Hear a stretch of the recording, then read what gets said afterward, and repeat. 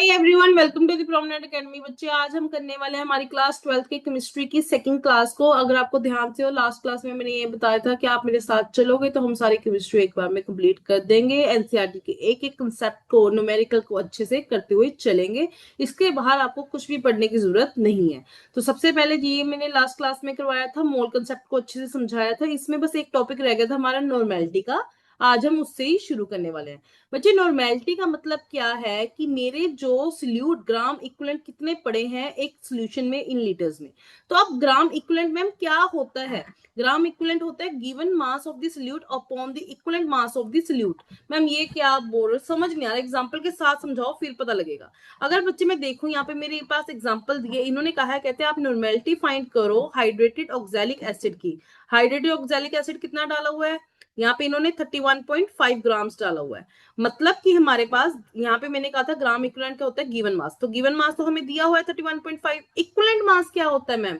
Equivalent mass को further बच्चे find करना होता है। इसके लिए फॉर्मूला लगता है molar mass of the solute. जो हमारा ऑक्सैलिक एसिड है उसका मोलर मास कितना है? 126। उसको डिवाइड करना है बेसिसिटी।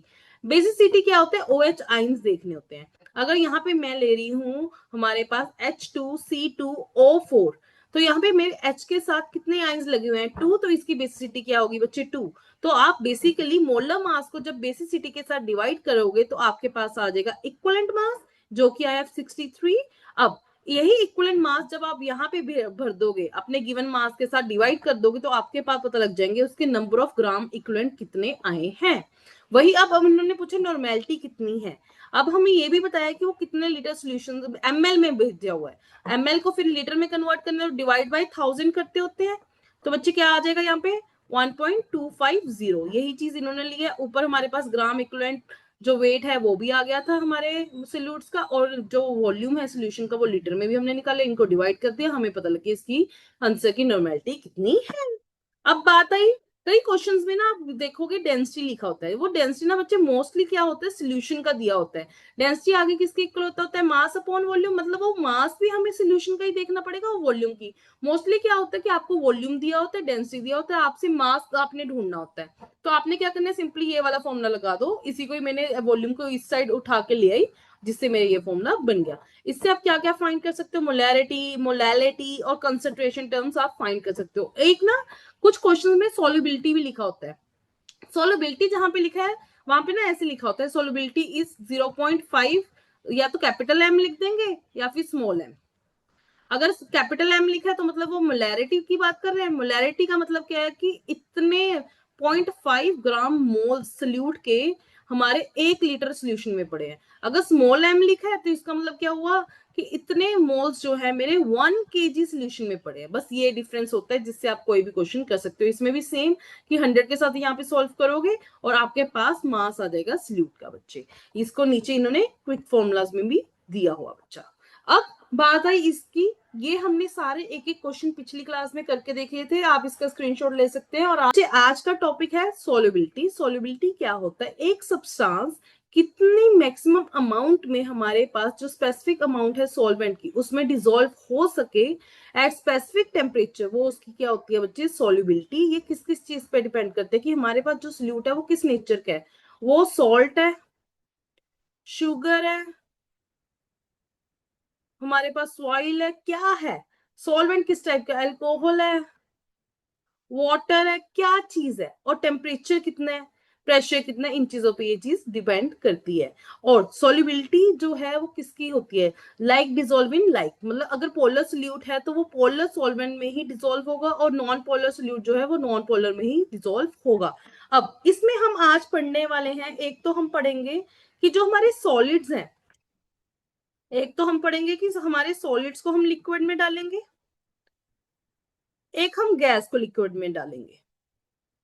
तो क्या क्या होगा उसको डिटेल में आज हम क्लास में पढ़ने वाले हैं। सबसे पहले हम पढ़ेंगे सॉलिड्स इन लिक्विड।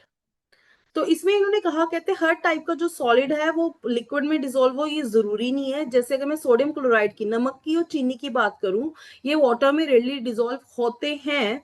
बट वही अगर मैं बात करूं नेप्थलीन की या फिर एथ्रेसिन की, ये जो है बेंजीन में अच्छे तरीके से डिसॉल्व होते हैं। अब सबसे इंपॉर्टेंट टर्म्स ये दो। बच्चे आप मानोगे एक पेपर में आया कि हम सॉल्युबिलिटी को किस किस वे में डिफाइन कर सकते हैं, वहां पे 3-4 ऑप्शन थे, क्रिस्टलाइजेशन से, डिल्यूशन से, किस किस वे में। तो वहां पे बच्चे ने देखना था क्या क्या आंसर आएगा। सबसे पहले अगर हम डिसोल्यूशन की बात कर रहे हैं तो इसका मतलब क्या हुआ कि पड़ा यहाँ पे सॉल्वेंट, ऊपर से आगे सल्यूट। जब ये दोनों मिलते हैं तो क्या बनता है मेरा डिसोल्यूशन। अब ये दोनों मिलके क्या बना देते हैं सोल्यूशन। अब इसी सोल्यूशन में से ये जो सोल्यूशन बन चुका है, ये सोल्यूशन बन चुका है, ऊपर से जो एक्स्ट्रा क्रिस्टल्स आ रहे हैं मेरे सोल्यूट के, तो क्या होगा जो सोल्यूट आ रहे हैं और नीचे जो हमारे पास सोल्यूशन में सोल्यूट पड़े थे एक दूसरे के साथ जब इंटरेक्ट करेंगे तो सोल्यूशन में से जो सोल्यूट है बच्चे वो सेपरेट आउट होने शुरू हो जाएंगे। तो इन दोनों की इंटरेक्शन को हम कहते हैं क्रिस्टलाइजेशन। क्रिस्टलाइजेशन यही चीज यहाँ पे लिखी है। अगर आप सोल्यूट्स को सॉल्वेंट में ऐड करते हो जिससे हमारा सोल्यूशन बनता है, इसे हम कहते हैं डिसोल्यूशन। वही कुछ पार्टिकल्स जो है हमारे सोल्यूशन के, हमारे सोल्यूशन के कुछ पार्टिकल्स जो ऊपर से हमारे पास सॉलिड पार्टिकल्स आ रहे हैं उनके साथ जब ये कोलाइड करते हैं और सोल्यूशन में से ये सेपरेट आउट हो जाते हैं, इस चीज को हम कहते हैं क्रिस्टलाइजेशन। अब यही दो प्रोसेस जब सेम रेट पे चल रहे हैं, कुछ हमारे पास कंडीशन है जिसमें हम ये कह रहे हैं कि मेरे जितने पार्टिकल्स सोल्यूशन में जा रहे हैं उतने ही पार्टिकल्स सोल्यूट के सेपरेट आउट हो रहे हैं, मतलब एक डायनेमिक पोजीशन आ चुकी है। उस चीज को हम कहते हैं कि ये एक डायनेमिक इक्विलिब्रियम आ चुका है, मतलब ले चार्टली का प्रिंसिपल इन्होंने फॉलो कर लिया। हमारे सोल्यूशन दो टाइप के होते हैं, एक होते हैं हमारे पास सैचुरेटेड सोल्यूशन, एक होते हैं अनसैचुरेटेड। सैचुरेटेड का मतलब क्या है कि हमारे सोल्यूशन बनाने में जितने सॉल्वेंट डाल सकते थे हम मैक्सिमम सॉल्वेंट में, वो हमने डाल दिया। अब इसमें हम और सोल्यूट नहीं डाल सकते, इसमें अब और सोल्यूट नहीं डालेंगे, मतलब वो अपनी सैचुरेशन पोजीशन में आ चुके हैं, एंड पोजीशन में आ चुके हैं, इससे ज्यादा वो सोल्यूशन नहीं बना पाएगा। अब वही अनसैचुरेटेड में ये मतलब है कि सेम टेम्परेचर और प्रेशर पे आप थोड़ा सा और सोल्यूट उसमें डाल दो जिससे वो प्रॉपरली डिसॉल्व हो पाएगा। ये दोनों में डिफरेंस है। अब बात आई टेम्परेचर और प्रेशर का क्या इफेक्ट होता है अगर मैं सॉलिड को लिक्विड में डाल रही हूं। तो पहली बात अगर मैं टेम्परेचर की बात करूं, हमने कहा डायनेमिक इक्विलिब्रियम आ चुका है, तो ले चार्टले का प्रिंसिपल वो ये फॉलो कर रहे हैं। तो इसमें बेसिकली दो टाइप के प्रोसेस है, या तो एंडोथर्मिक होता है या फिर एक्सोथर्मिक। एंडोथर्मिक है मतलब जो हीट है वो सिस्टम में आ रही है, सिस्टम में हीट पहुंच रही है तो सॉल्युबिलिटी इंक्रीज होती है। एक्सोथर्मिक मतलब हीट निकल रही है, उस कंडीशन में जो सॉल्युबिलिटी है बच्चे वो डिक्रीज हो जाती होती है। वही बात है प्रेशर की। बच्चे जब एक सॉलिड को मैं लिक्विड में डालती हूं तो प्रेशर का ना कुछ ज्यादा इफेक्ट नहीं होता। क्यों? क्योंकि दोनों ही बहुत ही कम कंप्रेसिबल होते हैं। तो एट द हम प्रैक्टिकली ये कह सकते हैं कि प्रेशर का कुछ ज्यादा इफेक्ट हमारे इनकी सॉल्युबिलिटी में नहीं होता है। अब बात है solubility of gas in liquid. कहते हैं बहुत सारी गैसेस हैं जो वाटर में डिसॉल्व होती है। अगर मैं ऑक्सीजन की बात करूं तो ये बहुत कम एक्सटेंट तक वाटर में डिसॉल्व होती है, बट वही बात करूं मैं हाइड्रोजन क्लोराइड गैस की, ये बहुत ही ज्यादा सॉल्युबल है वाटर में। अब बात करूं टेम्परेचर और प्रेशर, इसमें भी रिलेट करेंगे। अगर मैं बात करूं यहाँ पे हमारे पास नीचे क्या पड़ा था लिक्विड, ऊपर क्या पड़ा है हमारे पास गैस। क्या करो ऊपर बहुत सारा वेट रख दो तो क्या होगा, जो पार्टिकल्स दूर दूर थे एक दूसरे के पास आ जाएंगे, पास आ जाएंगे तो पर यूनिट एरिया में जो इनकी सॉल्युबिलिटी है बच्चे वो इंक्रीज नहीं हो जाएंगे, जो पार्टिकल्स दूर दूर से पास पास आ चुके हैं। तो मैं ये कह सकती हूँ कि जितना ज्यादा मैं प्रेशर लगाऊंगी उतनी मेरी गैस की सॉल्युबिलिटी वाटर में इंक्रीज होगी बच्चा। यही चीज यहाँ पे लिखी हुई है। हाँ जी, अब आई हेनरी लो की बारी। हेनरी यही बात कह रहा है, कहता कि अब आप जब प्रेस कर रहे हो, ऊपर से प्रेस कर रहे हो तो गैस और लिक्विड जो है वो एक दूसरे के साथ मिक्स हो रही है। तो मतलब जो मेरे पास जो गैस की सॉल्युबिलिटी लिक्विड में आ रही है इन दी सोल्यूशन, वो किसके डायरेक्टली प्रोपोर्शनल है बच्चा, कितना पार्शियल प्रेशर है मेरी गैस का अबव दी सरफेस। यहाँ पे जो यहाँ पे गैस पड़ी थी यहाँ पे सरफेस पे कितनी वो उसका पार्शियल प्रेशर है, इस पे डिपेंड करता है। वही डाल्टन जो है अपना इंडिपेंडेंटली कंक्लूड कर रहा था यही चीज से कि जो सॉल्युबिलिटी है गैस की एक लिक्विड में वो उसके पार्शियल प्रेशर पे डिपेंड करती है। अब सॉल्युबिलिटी को अगर हम मोल फ्रैक्शन के अकॉर्डिंग देखें, उसके अकॉर्डिंग मेजर करें, तो हम ये कह सकते हैं, हेनरी ने ये स्टेट किया था कि जो पार्शियल प्रेशर होता है किसी भी गैस का वेपर फेज में, मतलब ऊपर आपको एक चीज बताऊं, जब ये नीचे को हमारे पास दोनों चीजें मिक्स हो चुकी हैं, गैस और लिक्विड, गैस प्लस लिक्विड जब ये मिक्स हो चुके हैं तो हम इसे कहते हैं लिक्विड फेज। बच्चे कुछ इवेपोरेशन भी हो रही होगी या फिर ऑन दी सरफेस जहां पे हमारे पास मॉलिक्यूल्स पड़े हैं, तो उस कंडीशन को हम कहते हैं वेपर फेज। ठीक है, तो इन्होंने यही कहा, कहते हैं वेपर फेज में मेरे गैसेस का जितना भी पार्शियल प्रेशर है वो डायरेक्टली प्रोपोर्शनल है कितनी मेरी मोल फ्रैक्शन जो गैस की यहाँ पे इन सोल्यूशन पड़ी है। इसको इसने डोनेट किया है किसके साथ बच्चा, P इक्वल्स टू के एच एक्स। यहाँ पे P क्या है, partial pressure of gas, K हमारे पास कांस्टेंट है, X है मोल फ्रैक्शन उस गैस की ही।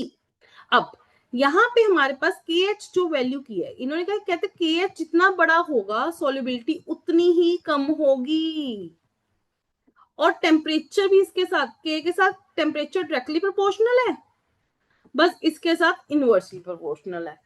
मतलब कि अगर आप नाइट्रोजन और ऑक्सीजन को देखें, अगर पहले टेम्परेचर इनका सपोज करो ये 303 था, अब आपने टेम्परेचर घटा दिया, मतलब इनकी के की वैल्यू भी घट की, अगर इनकी के की वैल्यू घट की है तो मतलब इनकी सॉल्युबिलिटी क्या होगी है, इंक्रीज हो चुकी है बच्चा। यही रीजन है कि हमारे जो एक्वेटिक लाइफ है वो ज्यादा कंफर्टेबल कोल्ड वाटर में होती है देन वार्म वाटर, और ज्यादा वो डीप ओशंस में रह के राजी है देन ऑन दी सरफेस। क्यों बच्चे, सरफेस पे क्या है, धूप की रोशनी आ रही है, तो टेम्परेचर ऑन दी सरफेस थोड़ा सा ज्यादा है, सरफेस पे टेम्परेचर ज्यादा है, तो गैस की लिक्विड के साथ सॉल्युबिलिटी क्या है, बहुत ही कम, तो उनको सांस लेने में बहुत ज्यादा डिफिकल्टी होगी। पहले हम कह रहे हैं कि वाटर में ऑक्सीजन की सॉल्युबिलिटी बहुत कम होती है, तो वो क्या करते हैं, हमारी aquatic life deep in the ocean रह के राजी है, क्योंकि वहां पे क्या है, कोल्ड वाटर है, कोल्ड वाटर है, टेम्परेचर कम है, टेम्परेचर कम है तो के एच भी कम है, अगर ये कम है तो सोल्युबिलिटी बहुत ज्यादा है, जिसके कारण उनको सांस लेने में पॉसिबिलिटी है और वो आराम से वहां पे रह सकते हैं। अब आया टेम्परेचर का इफेक्ट क्या होगा बच्चे, जैसे आप सपोज करो गैस पे ना आप पानी रख दो, जितना ज्यादा आप टेम्परेचर देते जाओगे उतनी गैस जो इवेपोरेट होती जाएगी, मीन सेंस गैस लिक्विड के साथ उतनी नहीं रह पाएगी। तो बेसिकली बच्चे जैसे ही आप अपना टेम्परेचर बढ़ाओगे सॉल्युबिलिटी क्या हो जाएगी, डिक्रीज। अब इन्होंने इसी बेस पे एक क्वेश्चन दिया है, कहते सपोज करो हमारे पास N2 एक गैस है जो वाटर में बबल्स बना रही है, ठीक है। अब कितने मिली मोल्स हमें N2 के जो है वो डिसोल्व होंगे 1 लीटर ऑफ वाटर में, इसमें हमने एज्यूम करना है कि N2 का पार्शियल प्रेशर, मतलब कि हमें P की वैल्यू दी हुई है और हेनरी लॉ कांस्टेंट वाला K की वैल्यू दी हुई है। P और K की वैल्यू निकालोगे तो यहाँ पे हमारे पास मोल फ्रैक्शन आ चुकी है, इसकी मोल फ्रैक्शन निकाल ली है। बट मेरे को बच्चे यहाँ पे क्वेश्चन में मोल फ्रैक्शन नहीं पूछी, उन्होंने पूछा कितने इसके मिली मोल्स चाहिए मेरे को, तो मोल फ्रैक्शन किसके इक्वल होती है आगे, number of moles of solute upon number of moles of solute plus number of moles of solvent. But यहाँ पे देखो हमारे पास एक चीज बताती हूँ, जब हम गैस को लिक्विड में डिसोल्व करते हैं बच्चे वो बहुत ही कम डिसोल्व होती है, तो ये वाला पार्ट बिल्कुल निग्लिजिबल हो जाता है, तो इसका फॉर्मूला Na अपॉन Nb भी बना सकते हैं, मतलब ये सोल्यूट का, ये हमारे पास सॉल्वेंट है। तो बच्चे यही चीज इन्होंने की है, इसके नंबर ऑफ जो सोल्यूट है मेरे को नहीं पता कितने हैं, वही चीज तो हमने फाइंड करनी है, बट हमें पता है वाटर के कितने नंबर ऑफ मोल्स होंगे। देखो वाटर जो है अगर मैं एज्यूम करें, यहाँ पे लिखा है इन्होंने 1 लीटर, तो गिवन मास कितना है 1000, अगर मैंने नंबर ऑफ सोल्यूट नहीं है तो ये निकाल सकते given mass upon molar mass. Given mass कितना है वाटर का, इतना, मोलर मास कितना है, तो इसको सॉल्व करोगे तो 55.5 आंसर आ जाएगा। तो नीचे यही वैल्यू ली, ऊपर हमने निकालना है, मोल फ्रैक्शन हमने ढूंढ ली थी, तो आ जाएंगे नंबर ऑफ मोल्स। अब इन्होंने कहा मिली मोल्स में निकालना है, मिली मोल्स में निकालना है तो साथ में 1000 और मल्टीप्लाई कर दो, आंसर आ जाएगा मिली मोल्स में। समझ आई बात। अब भाई हेनरी लॉ कहाँ कहाँ पे एप्लीकेबल है, जैसे आप सॉफ्ट ड्रिंक्स वगैरह पीते हो, एकदम से सील ओपन करते हो तो आपको बहुत बहुत ही ज्यादा प्रेशर महसूस होता है। बेसिकली क्या है कि जो हमारे गैसेस है वहां पे कौन सी गैस प्रेजेंट होते हैं, कार्बन डाइऑक्साइड, और कार्बन डाइऑक्साइड की सोलिबिलिटी उतनी ही इंक्रीज होती है जितना उस पर प्रेशर लगा हो, ऐसे स्कूबा ड्राइवर्स होते हैं। ये ना बच्चे क्या होते हैं, इनके पास डिजोल्व गैस की हाई कंसंट्रेशन होती है जितना ये डीप इन दी ओशन होते हैं। जैसे ये सरफेस पे आने की कोशिश करते हैं, प्रेशर ग्रेजुअली डिक्रीज होना शुरू हो जाता है। तो क्या होता है ना, छोटे छोटे नाइट्रोजन के बबल्स जो है ब्लड में बनने शुरू हो सकते हैं, जिससे आगे कैपिलरीज वगैरह की ब्लॉकिंग वगैरह शुरू हो सकती है। इस कंडीशन को हम कहते हैं बेंट। ये बहुत ज्यादा डेंजरस भी हो सकते हैं, पेनफुल भी हो सकते हैं लाइफ के लिए। तो इस चीज को बैलेंस करने के लिए क्या होने लग गया, अब हमारे पास जो गैसेस है उनमें हीलियम भी हम थोड़ा सा ऐड कर देते हैं कि जो नाइट्रोजन का इफेक्ट है वो इतना ना आए। वही चीज एक होता है हाई एल्टीट्यूड में, हमें पता है कि जो ऑक्सीजन की अमाउंट होती है वो बहुत कम होती है, क्योंकि वहां पे पार्शियल प्रेशर ऑक्सीजन का बहुत कम होता है। इस कंडीशन में क्या होता है बच्चे, क्लाइंबर्स वगैरह को बहुत ज्यादा दिक्कत आती है सांस लेने में। तो इन इवेंचुअली ये हो सकता है कि उनकी बॉडी वीक हो जाए, वो कुछ प्रॉपरली सोच ना पाए। तो इस प्रॉब्लम को हम कहते हैं एनोक्सिया। अब फाइनली आज के ये दो क्वेश्चन इन्होंने कहा हमारे पास H2S एक टॉक्सिक गैस है जिसकी स्मेल ना जैसे खराब हुए अंडे जैसी होती है, वो है। इसको हम क्वालिटी एनालिसिस के लिए यूज करें। इसकी सॉल्युबिलिटी जो वाटर में है वो है 0.195 m। इसका मतलब क्या हुआ, यहाँ पे स्मॉल m दी है, मतलब मोलैलिटी दी है। मोलैलिटी दी है मतलब कि इन्होंने कहा है 0.195 जो है हमारे पास नंबर ऑफ सॉल्यूट्स हैं कितने वाटर में, 1 kg वाटर, या फिर जिसे हम कह सकते हैं 1000 ग्राम्स ऑफ वाटर में ये पड़ा है। हमने कैलकुलेट करना है हेनरी लॉग कांस्टेंट, मतलब हमने के की वैल्यू फाइंड करनी है। बच्चे सॉल्युबिलिटी दी है, इतने हमारे पास मोल इतने केजी में है। एसटीपी का मतलब होता है स्टैंडर्ड टेम्परेचर एंड प्रेशर, तो वहां पे प्रेशर होता है 0.987 बार। तो यहाँ पे देखो हमारे पास दो चीजें गिवन है। सबसे पहले हम क्या करेंगे, हम मोल फ्रैक्शन निकालेंगे, क्योंकि देखो हमारे पास number of moles of solute तो है, एन तो गिवन है हमारे पास, हमने एक्स निकालना है। तो number of solutes of solute और नीचे वाटर का तो मैंने अभी आपको पीछे निकालना सिखाया है, वो तो 55.5 आ जाएगा। क्यों, 1000 ग्राम जो है हमारा 1000 ग्राम ऑफ वाटर हमारे पास गिवन वेट है अपॉन मोलिकुलर वेट से हमारा ये आंसर आ गया। और हमारे पास number of moles of solute भी दिए हैं, वो कितने दिए हुए हैं 0.195। इनको सॉल्व करोगे हमारे पास मोल फ्रैक्शन आ गई बच्चे, जो कि ये आगे वही फॉर्मूला लगा दोगे जो हमने कहा था, पार्शियल प्रेशर जो होता है हमारे के एक्स के इक्वल होता है। आपके पास प्रेशर भी है, आपके पास मोल फ्रैक्शन भी आ चुकी है, के की वैल्यू फाइंड कर लो, आंसर आ गया। अब नेक्स्ट क्वेश्चन में इन्होंने क्या कहा, कहते हैं हेनरी कांस्टेंट दी है। अब इस क्वेश्चन में हमें के की वैल्यू दी हुई है, ठीक है। और इन्होंने क्या कहा, कहते हैं कितनी क्वांटिटी हमारी कार्बन डाइऑक्साइड की इतने ml ऑफ सोडा वाटर में होगी, अगर वहां पे हम कह रहे हैं इतना एटमॉस्फेयर प्रेशर है हमारे कार्बन डाइऑक्साइड का। मतलब कि हमें partial pressure of carbon dioxide भी दिया हुआ है, हमें के भी दिया हुआ है, पार्शियल प्रेशर ये भी दिया है। तो हम मोल फ्रैक्शन निकाल लेंगे पहले बच्चे ये फॉर्मूला यूज करके।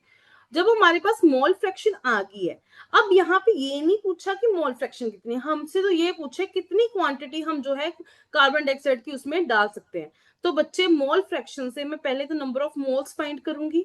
हमारे पास number of moles of carbon dioxide तो नहीं है ना, बट हमारे पास मोल फ्रैक्शन है और वाटर की मोल फ्रैक्शन है। अब वाटर वाले केस में, पहले वाले में तो हम 1000 ग्राम्स में ले रहे थे, यहाँ पे कितना ml दिया हुआ है 500। तो 500 given weight upon molar weight करोगे तो इससे इसकी वैल्यू निकलेगी बच्चे, ये ध्यान रखना। आपके पास मोल फ्रैक्शन है, आपके पास इसका मास है, ये तो नेग्लिजिबल ही हो जाएगा, ये कट्टी हो जाएगा। तो यहाँ से आप इसकी वैल्यू फाइंड कर दोगे बच्चे। यही चीज इन्होंने की है, यहाँ पे सोल्व किया है इसको। तो यहाँ पे हमारे पास आ जाएंगे number of moles of carbon dioxide. But हमसे तो ये नहीं पूछा गया कि उसके कितने मोल्स हैं, हमसे तो ये पूछा गया कि उसकी कितनी क्वांटिटी है। मतलब हमने गिवन वेट निकालना है, और गिवन वेट निकालना है तो मैंने बताया था नंबर ऑफ मोल्स जो होते हैं वो given mass upon molar mass होता है। मतलब नंबर ऑफ मोल्स के साथ अगर मैं मोलर मास को मल्टीप्लाई कर दूंगी, कार्बन डाइऑक्साइड का मोलर मास कितना होता है 44, इन दोनों को जब मल्टीप्लाई कर दूंगी तो मेरे को ये पता लग जाएगा 500 ml में कितना कार्बन डाइऑक्साइड डिसोल्व करना है, वो हमारा आंसर आ जाएगा। आज की क्लास के लिए सिर्फ इतना ही। थैंक यू फॉर वॉचिंग बच्चे। अगर आपको ये समझ आया गिव अ लाइक अप, और आपको नेक्स्ट क्लास के लिए मेरे साथ कनेक्टेड रहना पड़ेगा। हम ऐसे ही हमारी सीरीज में आगे सारे एक्सरसाइज को करते रहेंगे, आपको अच्छे से समझाती रहूंगी। जो भी आप एक्स्ट्रा करना चाहते हो क्वेश्चन, जस्ट सेंड मी। मैंने अपना नंबर जो है अपने डिस्क्रिप्शन में मेंशन किया हुआ है, वहां